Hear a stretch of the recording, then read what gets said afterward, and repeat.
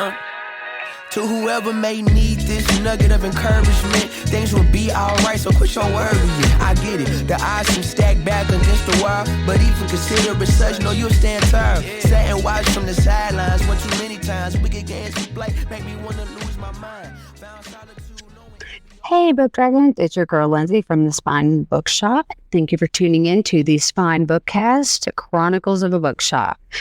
This is Season 1, Episode 1, Mrs. Rose. I decided as part of this podcast, since it's a book-related podcast for the Spine Bookshop, that you should meet the woman who turned me on my end for books. So we're sitting today with Mrs. Rose, my junior and senior English teacher, Mrs. Kathy Rose. Thank you. It's very nice to be here with you today. Well, you are so welcome. So we have had lunch and we talked about a whole bunch of stuff. And so Kathy is the one, or Mrs. Rose, so sorry. Kathy's good. I think we crossed paths to that. Yeah, so she is the one who really made an impression on me in high school with regards to literature. So much literature. Like, I remember one time you told me, find out what the school doesn't want you to read and go get those books. Yeah. Because we need to read all of the required reading. And I remember having a conversation with you one time saying that this is boring. And you said, well, go find out the books they don't want you to read and then go read those books. Yeah. They will be far less boring. That's it. I don't know. I don't know that I would be able to teach English the way I taught English back in the day when I had you in my classroom now. It's a different environment now. And,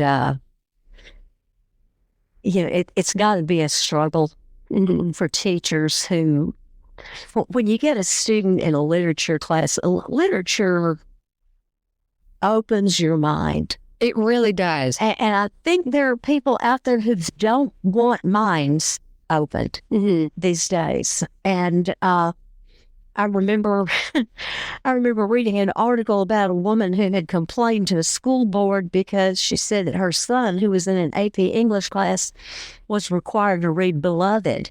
And it upset him. And my first thought was, well, first of all, goodness, it upset him. It did what it was supposed to do. Yeah. And I've read where students, and I know we see it as some adults now, they're losing empathy. Yeah. And reading is one way that creates empathy. Yeah. In us. We begin to see things through another set of eyes, and it's not something that we necessarily have to experience ourselves, but that a well-written piece gives us a touch of that. Yes. I think To Kill a Mockingbird is a fabulous example of that, because I remember when you had us read that, and I remember loving that book so much and being so angry at the ending that even though, all of these things happened and he still defended him and he was still found guilty, even though everybody knew he didn't do it. And then he tried to escape and they killed him anyway. And then he showed us the movie with Gregory Peck. Oh, yeah.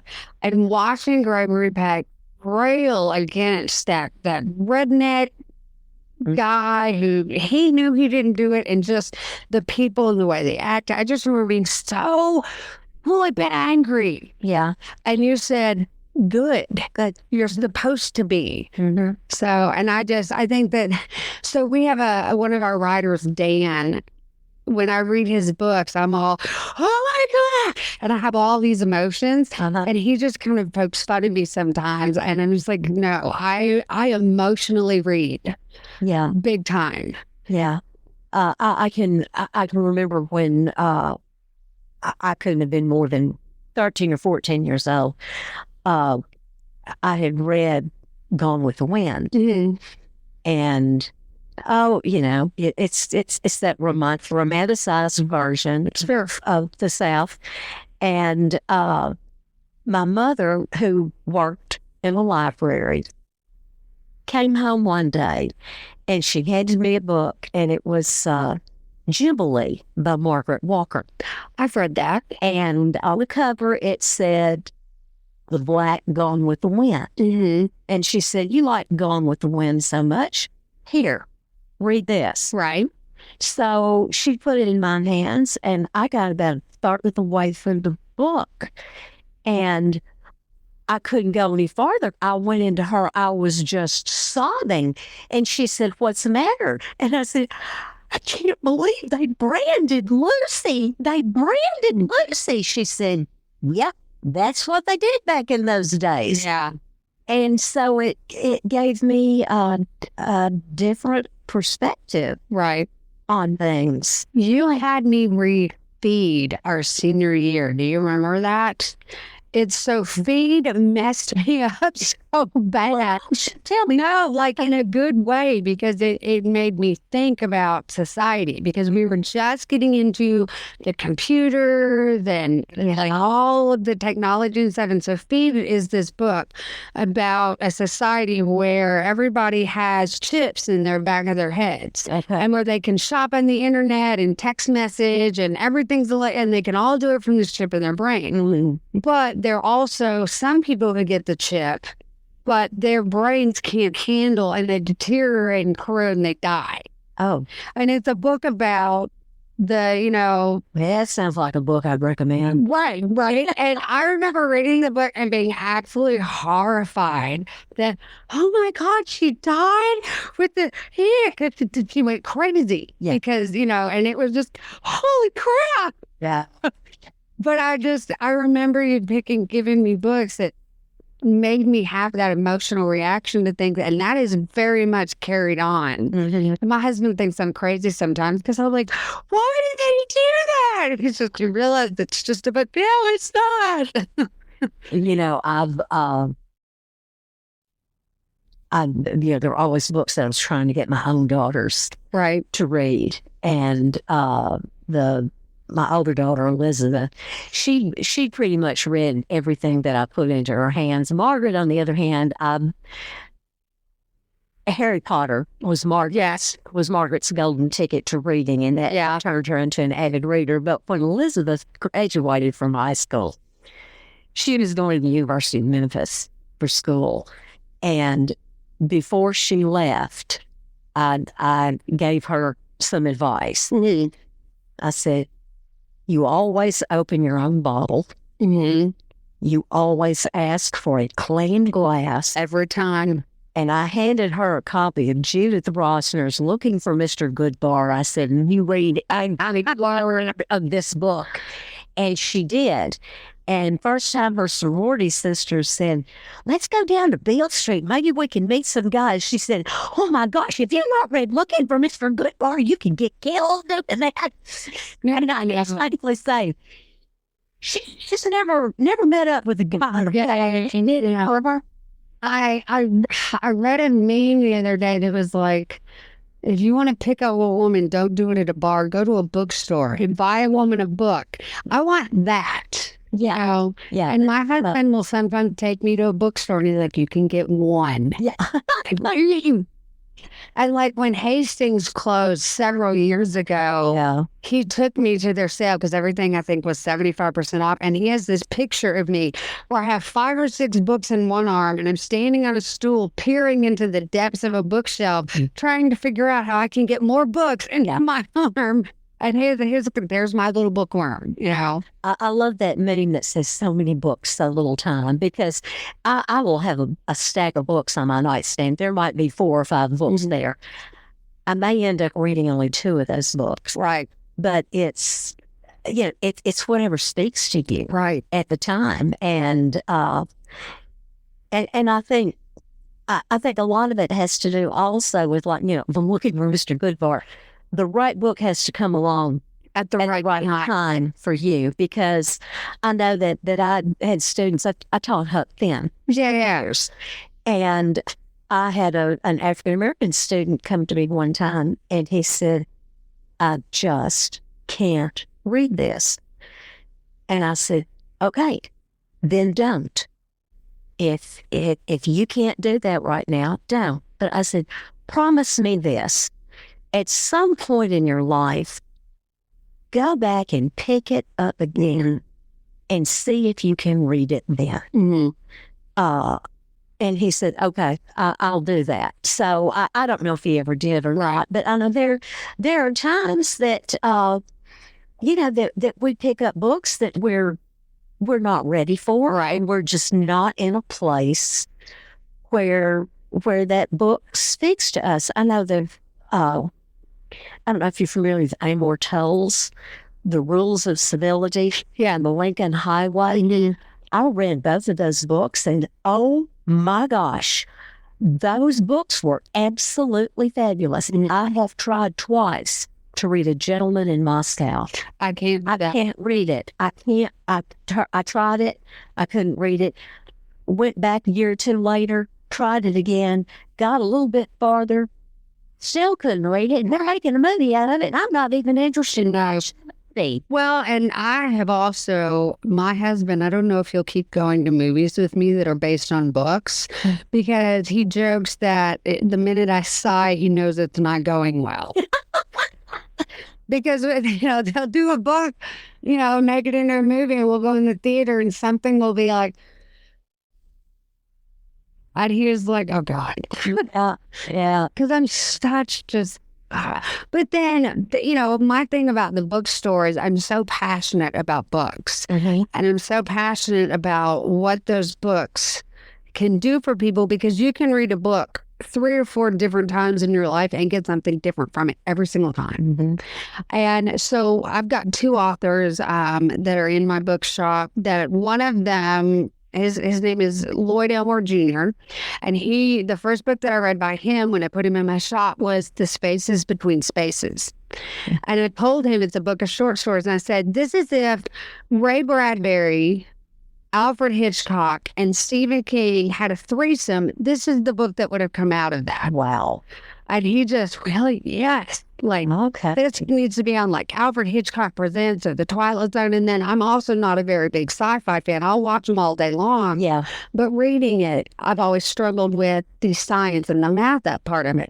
And so we have this author, Dan Adams, and it took me a little while to get into his first book, but once it got going, I finished it in a matter of days.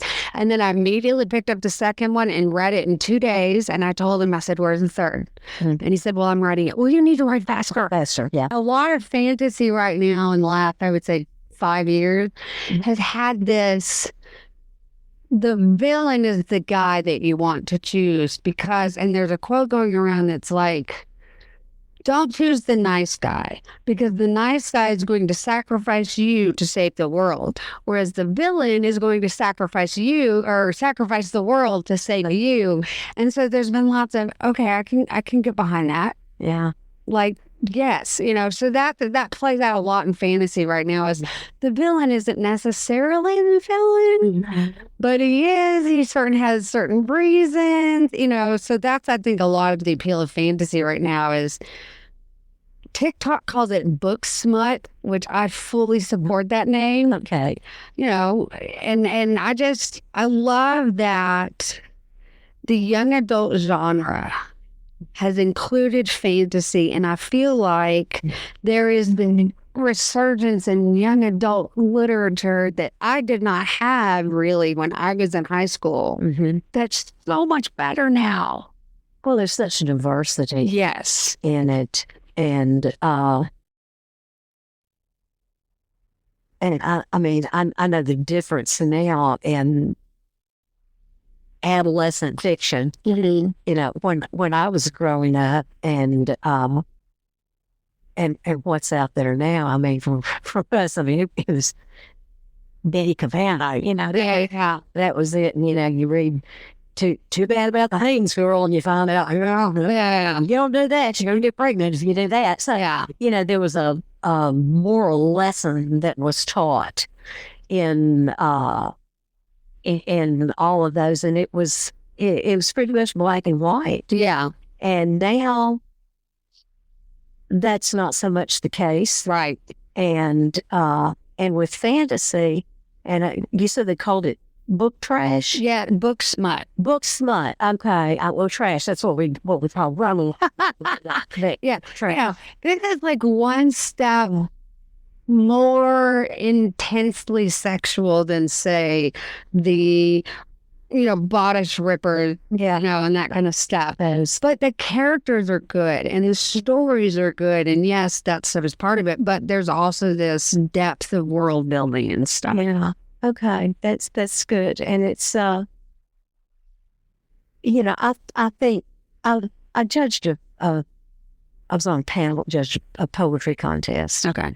Recently. And, all of those students, they got up and they poured out their hearts in all of this.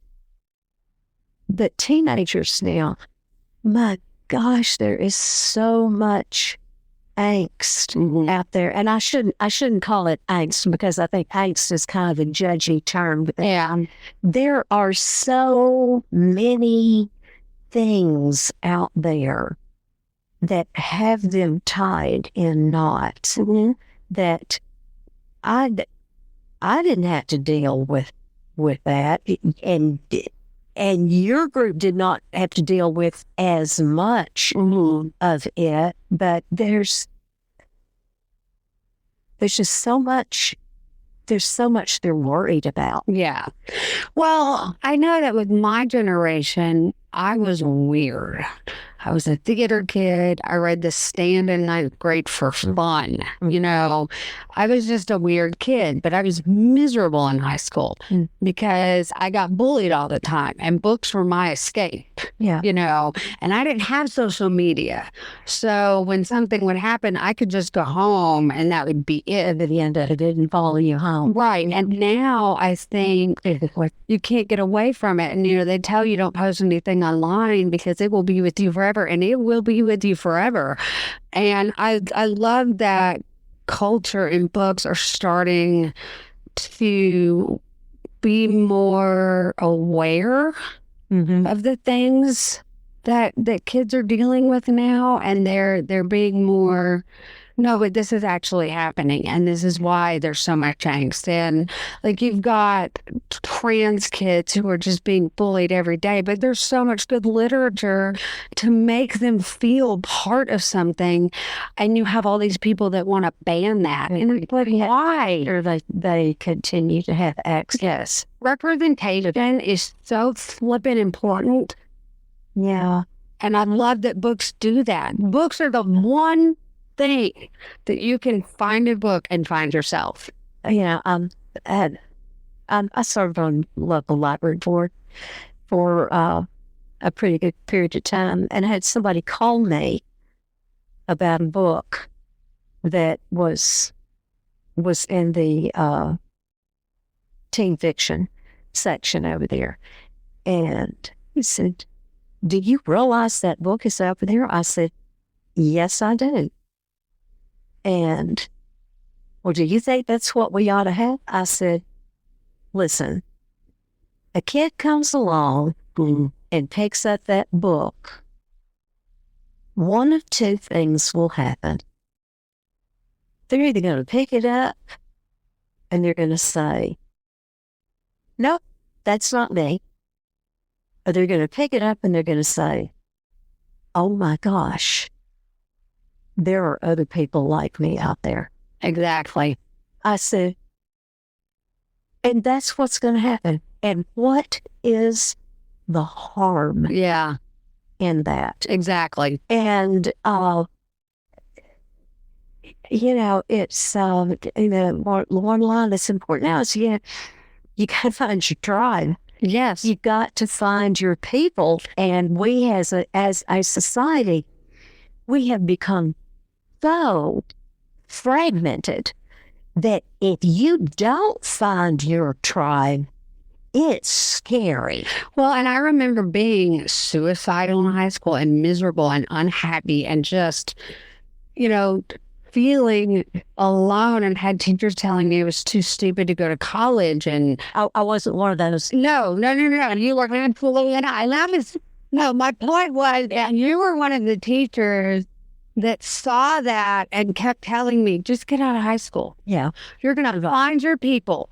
Just high school is not the rest of your life. I know you're miserable. I know it sucks, but just get out of high school. And when you get out of high school, you're going to find your people.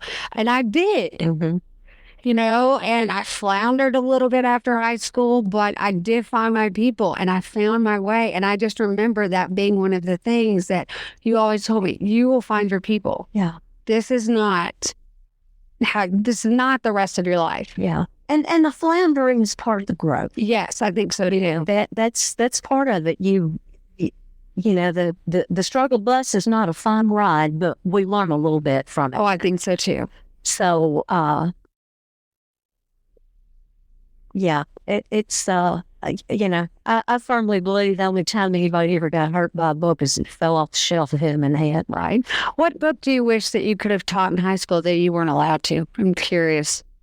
They never told me that there was anything I couldn't teach. Oh, they do now. Yeah, they do now. That's why now I don't think I could teach in a classroom. I look back on it and I guess I could have probably, I guess I could have fired me. I had tenure at that time. That's old school tenure. And before tests came along, one year I was teaching a junior honors English class.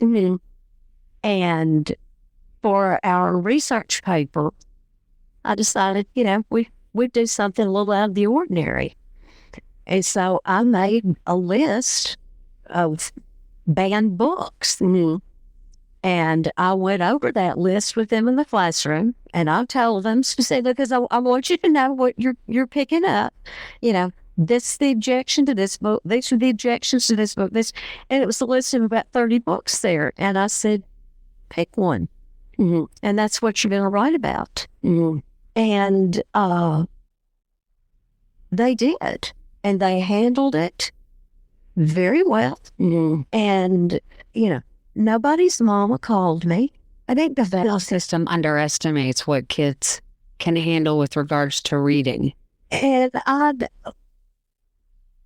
don't know. I'm going to disagree with you. Okay. I don't think it's the school system that underestimates it. I think that they're watchdog people. Okay. Oh, yeah. Who, and my thought is, my mother took me to the library. I remember my first trip to the library. I think I had little bobby pin curlers in my hair, but I remember my first trip to the library. My mother took me. She helped guide me in my collection of books. I was never told that there was a book I couldn't read. Now, every once in a while, my father would come along and he'd say something. What are you doing reading that trash? I was reading high school one time. He came through the living room, most recent book that I was reading was on the table, and it was called Harlot Queen. And he looks at it and he goes, you doing reading trash like that? I said, Daddy, it's historical fiction. I remember that years later when I had the opportunity to go to London. Yeah. And I took a ghost walk and I stood at the grave of the Harlot Queen of France. That was so cool. That was a really neat thing.